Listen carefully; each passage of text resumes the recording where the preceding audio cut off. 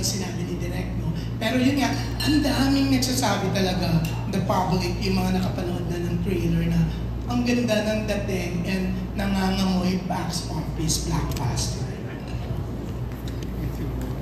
Kamusta na po kayo? It's so nice to see you again, Tito June.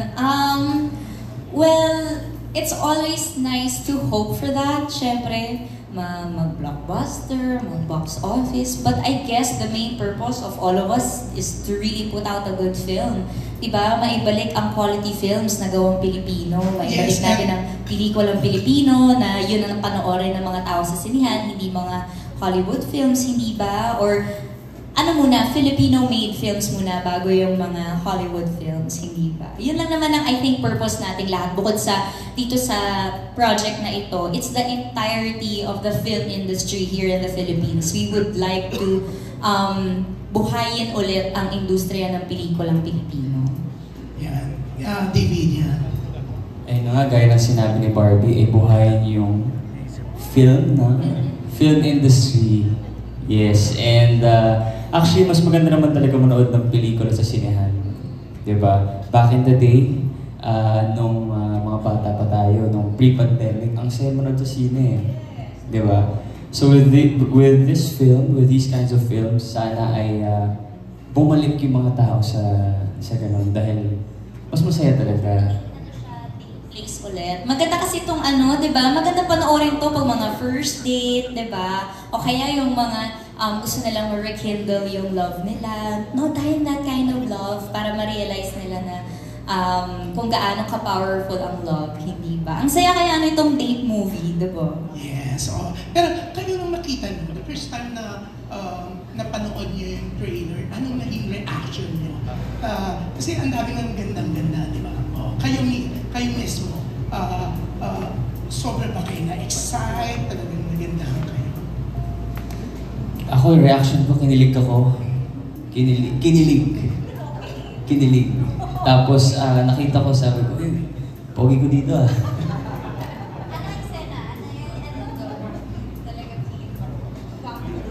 Oo nga, gano'n kasi parang feeling ko mas less pa yung stress ko last year, gano'n. Sabi ko, mas pogi ako dito.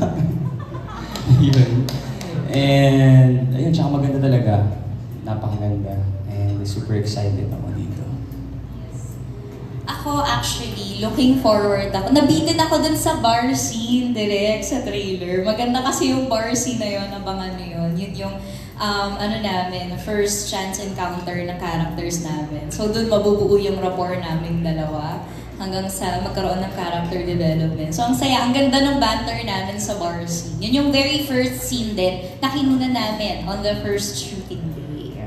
No? Ang sarap mag-promote pag ganyan, no? Na ang ganda ng feedback. Pag alam mo maganda yung pelikula, Sa mga ibang kasama sa movie, like si Miss Orlin, nakita mo na is this the first time you saw the trailer or you've seen it before? I've seen it before. In fact, I saw it on Instagram through Direk Cathy's, I had to comment. Sabi ko, Direk, trailer pa lang, kinikilig na ko. I will repost this, Direk ha. Ganun agad ako. Nakakakilig bilang nanay niya. Tapos ganun nangyari sa anak ko. Na-imagine ko yung anak ko, maging ganyan din. Yun ang lahat lumaro. Ang daming lumaro agad sa isipan ko bilang ina at in my 50s. Na-enjoy ko. What more mga people your age. Kumbaga, it's for everyone. Walang edad.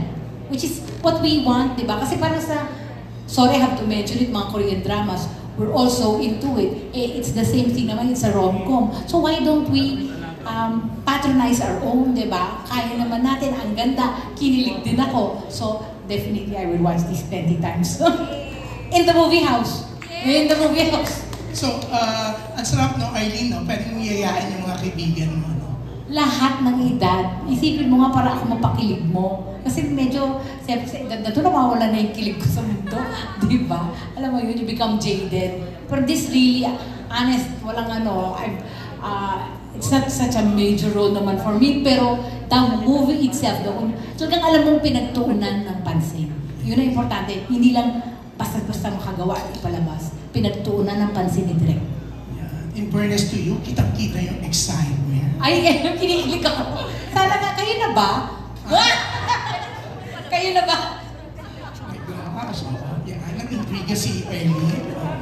Yan, pero yung sa ibang kasama sa cast yan, anong naramdaman nyo nung mapanood nyo na itong trailer ng pelikula nyo? Ako po, I feel celebratory for the production dahil alam ko na pinagbuhusan nila to ng strength at ginawa namin to a few months ago at talagang I'm really proud of the production kasi alam ko marami silang ibinuhos na enerhiya para matapos to. So, I'm in a celebratory mode para sa kanila, para sa production, para sa Pocket Media. Okay.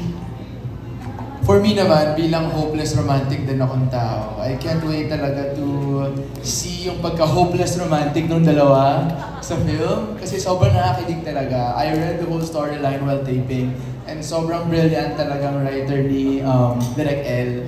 And I'm just so honored to be part of this film, this majestic film. So let's all watch it in the movie house, guys. So yeah.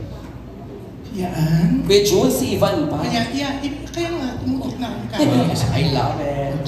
Ako, lover boy talaga ako eh. Wala nang iba. Lahat minahal ko at mamahalin ko pa.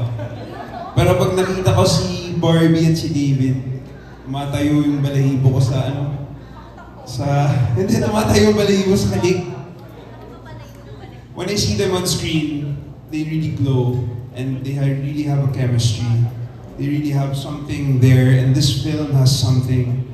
And I'm very proud. Everybody worked hard from wardrobe to director. So please support us.